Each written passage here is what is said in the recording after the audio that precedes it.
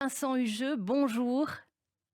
Bonjour, petite rectification, j'ai quitté la rédaction de l'Express l'an dernier et je suis maintenant journaliste indépendant, chroniqueur pour différents médias et enseignant à Sciences Po. Très bien, c'est noté. Avec vous ce matin, Vincent Hugeux, nous allons évoquer bien évidemment la situation en Afghanistan. Et cette information, les ministres des Affaires étrangères de l'OTAN vont tenir aujourd'hui même une réunion par visioconférence pour discuter donc de la situation en Afghanistan. L'objectif affiché de cette rencontre, c'est de maintenir une étroite coordination et donc discuter d'une approche commune sur l'Afghanistan après donc la prise de pouvoir par les talibans. Que peut-on attendre de cette réunion? Pas grand-chose, la mise en musique d'une sorte d'impuissance commune, puisque en réalité, avec cette débâcle à la fois militaire et politique, la communauté internationale, ou ce qui en tient lieu, est aujourd'hui dans une posture réactive et non pas proactive.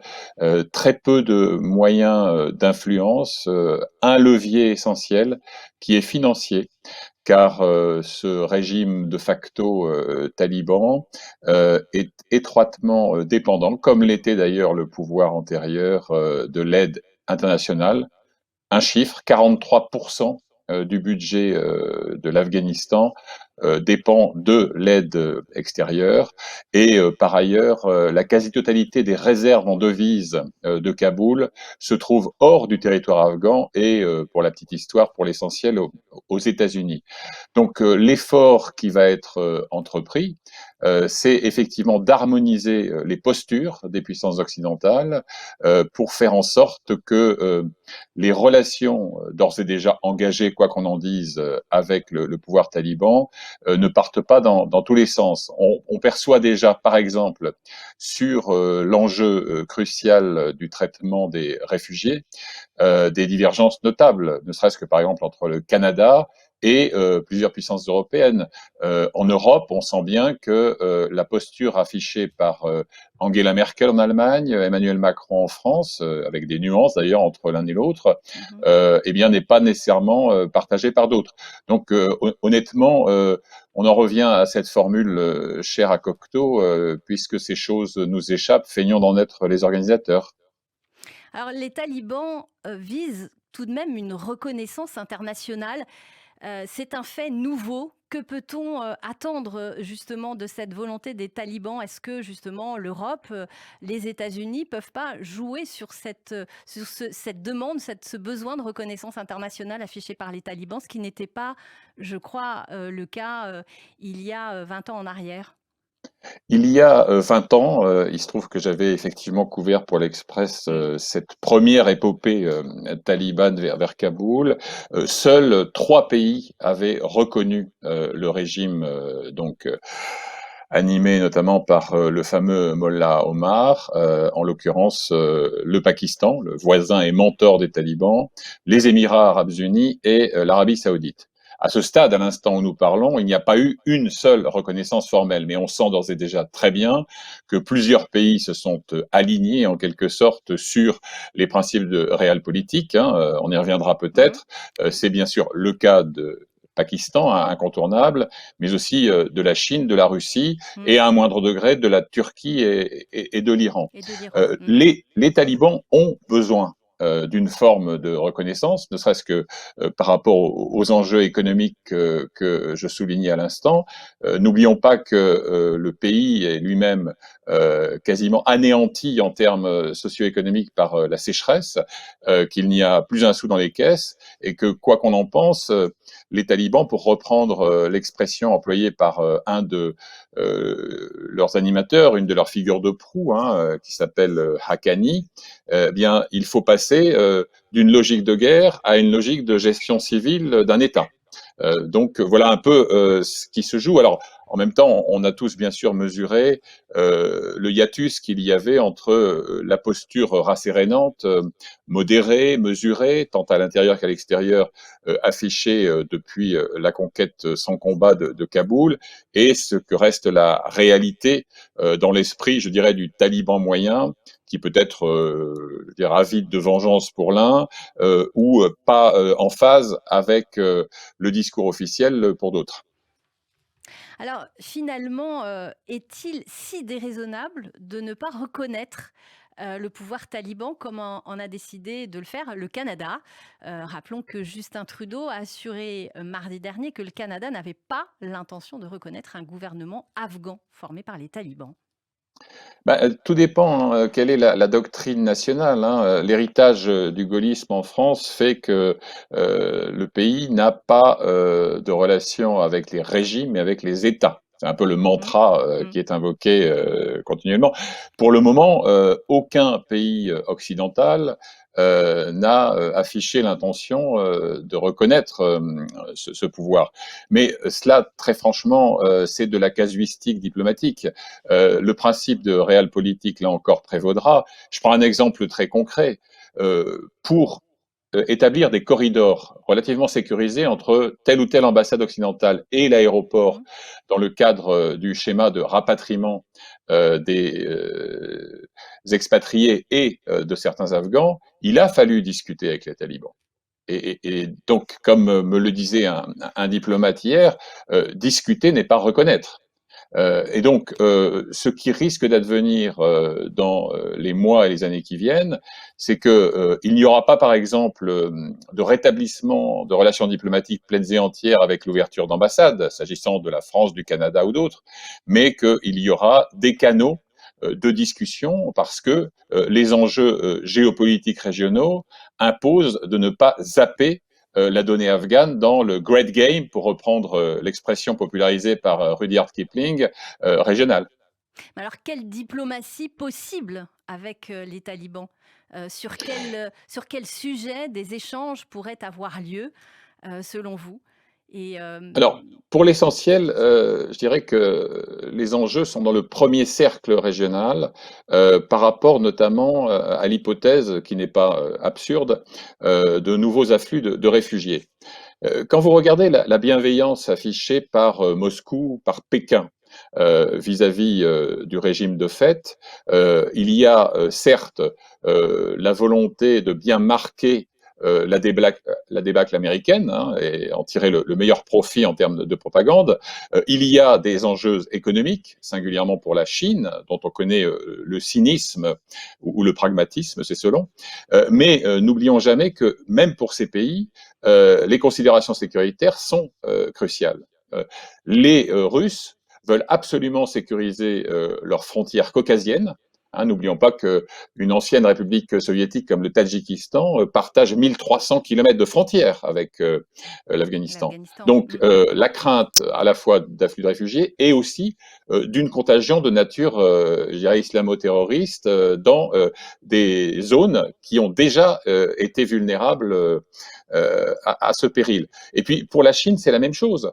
Bon, on connaît la doctrine pékinoise du relativisme culturel, aucune conditionnalité par rapport aux droits de l'homme, ô combien, des enjeux économiques en termes, par exemple, de cuivre ou de lithium, dont on sait que l'Afghanistan est richement doté. Mais il n'y a pas que ça. Pour les Chinois, il y a aussi la préoccupation majeure qui est liée au fait que les talibans afghans ont toujours entretenu des relations extrêmement fraternelles avec les militants ouïghours, cette minorité musulmane persécutée, notamment dans la province du Xinjiang. Donc on voit bien que dans tout cet environnement immédiat, eh bien, la diplomatie, elle sera orchestrée en fonction de ses intérêts économico-sécuritaires. Pour l'Occident, si on s'éloigne un petit peu Mhm. du voisinage immédiat de l'Afghanistan, il y a évidemment deux préoccupations qui vont guider les relations directes ou indirectes avec le régime taliban. C'est d'abord, bien sûr, la question de nouveaux afflux de réfugiés. Et là, on sent bien, par exemple, que la mansuétude que vient d'afficher Ankara, la Turquie, donc, vis-à-vis du régime, après avoir été extrêmement hostile à l'hypothèse de leur retour au pouvoir, eh bien, elle est aussi guidée par les préoccupations d'un pays qui est un pays de transit, en fait, vers l'Europe, et qui lui-même doit gérer plus de 3,5 millions de réfugiés syriens sur son sol. Donc, premier aspect, les réfugiés et leur circulation. Et puis, deuxième aspect, la sécurité. La crainte que, de nouveau, comme ce fut le cas dans les années 90, l'Afghanistan devienne une sorte de sanctuaire, au moins pour la nébuleuse Al-Qaïda. C'est ce qui avait Alors déclenché quand justement, même j'allais l'intervention revenir. américaine de 2001, et certainement pas, contrairement à ce que certains prétendent pour l'État islamique. Il se trouve que le chapitre afghan de Daesh, qui s'appelle l'État islamique au Grand Khorasan, est l'ennemi juré des talibans. Et d'ailleurs, il n'est pas exclu que les talibans fassent valoir auprès des Occidentaux qu'ils peuvent épauler les dix pays dans la lutte contre Daesh, qui serait donc l'ennemi prioritaire, l'ennemi principal par rapport à Al-Qaïda. Donc, est-ce que l'Afghanistan qui redevient un sanctuaire pour le terrorisme, est-ce que c'est selon vous une crainte fondée? Je pense qu'il faut garder à l'esprit le fait que les liens avec Al-Qaïda sont tenaces et restent Mhm. solides. En revanche, n'oublions jamais que le projet politique des talibans, dans les années 90 comme aujourd'hui, c'est l'instauration d'un émirat islamique pur et parfait, en tout cas dans l'esprit des stratèges talibans, dans les frontières du seul Afghanistan. Euh, si les animateurs de cette mouvance ont retenu quelque chose de l'histoire, c'est le prix écrasant qu'ils ont payé pour avoir refusé obstinément de livrer Oussama Ben Laden, donc le Oui. fondateur de la galaxie Al-Qaïda, au lendemain des attentats du 11 septembre. C'est ce qui a déclenché l'opération américaine et leur chute, avec, il est vrai, le rôle clé qui a été joué par certains acteurs de la résistance interne, tels que le légendaire commandant Ahmad Shah Massoud. Bon. Donc, ils ne vont évidemment pas rééditer une erreur stratégique de même ampleur.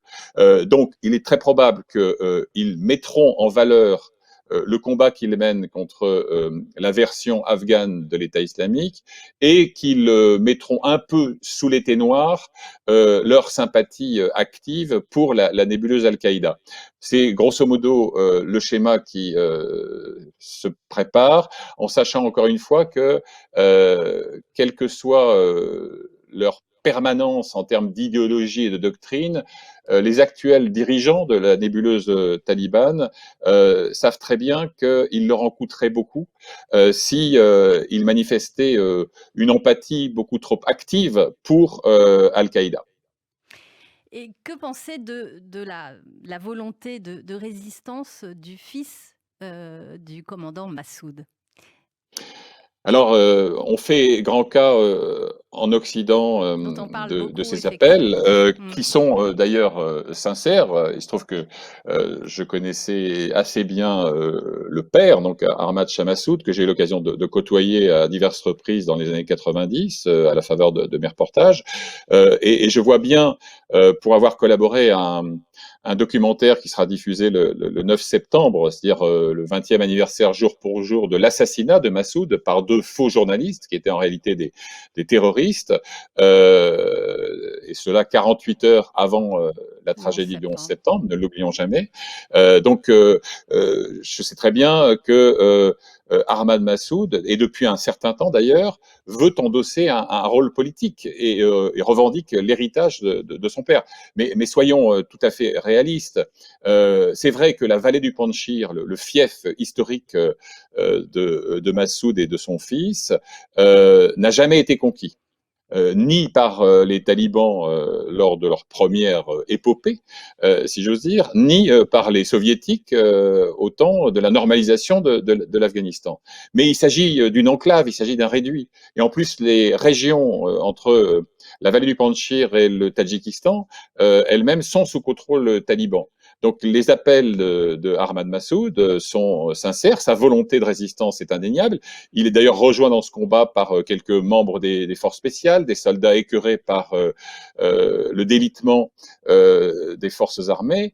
Il a été rejoint également par un ex-vice-président qui s'appelle Saleh. Mais très honnêtement, imaginez que le cours de l'histoire immédiate puisse être retourné par une insurrection qui partirait du Panjshir me paraît tout à fait illusoire. Vincent Hugeux, merci infiniment d'avoir accepté cette invitation de Radio J et commenté cette situation en Afghanistan. À très bientôt sur Radio J et très belle journée à vous. Merci à vous.